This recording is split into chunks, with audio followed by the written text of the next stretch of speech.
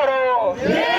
এরপর ৯ নয়, এরপর ১৮০ দিন নয়, ১৫ দিনের ভিতরে ধর্ষণের বিচার কার্যক্রম শেষ করতে হবে। আমরা হাইকোর্ট ঘেরাও করবো, আমরা আমাদের জেলা কোর্টগুলো ঘেরাও করবো।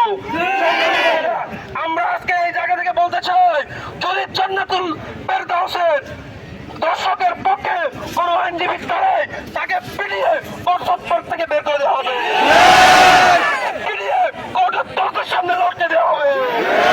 দর্শকের বিপক্ষে কোন আইনজীবী আমরা চাই না। সবাইকে আসসালামু আলাইকুম।